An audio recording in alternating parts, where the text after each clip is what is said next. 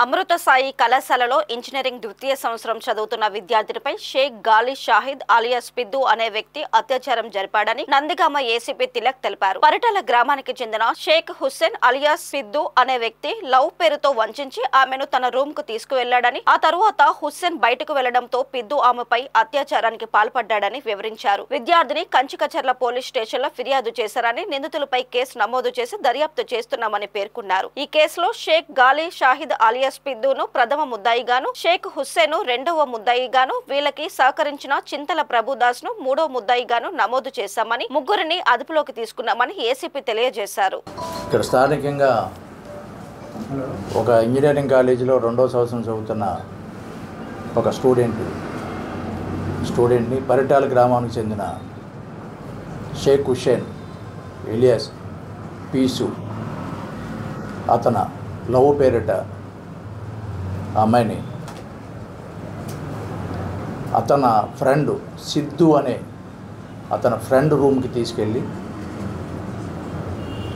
ఆ రూమ్లో పెట్టి అతను బయటికి వెళ్ళేటప్పుడు ఆ సిద్ధు ఆవిడపై అసాల్ట్ చేసినట్టుగా ఆ రిపోర్టుపై కంచికచర్ల పోలీస్ స్టేషన్లో కేసు కట్టడం, దర్యాప్తు చేస్తున్నాం. ముద్దాయిల్ని ఐడెంటిఫై చేసాం.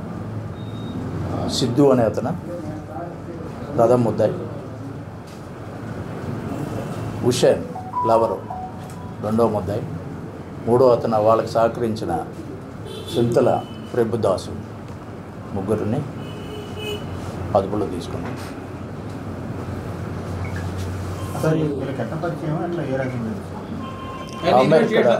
అది దర్యాప్తులో మీకు అవన్నీ చెప్తాను. సరే, పిద్దు అనే వ్యక్తి ప్రీవియస్గా ఉన్న కేసులో వెరిఫై చేస్తాం, అన్నీ వెరిఫై చేస్తాం.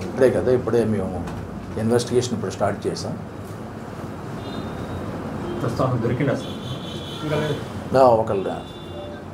ఒకళ్ళని అదుపులో తీసుకున్నాం. మిగతా వాళ్ళ గురించి పార్టీలు పెట్టి గాలింపు చర్యలు పెట్టి బ్లాక్మెయిలింగ్ ఎంతవరకు వస్తుంది సార్? అదే ఇప్పుడే స్టార్ట్ చేస్తాము. అవన్నీ మనం వెరిఫై చేస్తే కానీ తెలియదు. ఇది లోతైన దర్యాప్తు చేయాలి.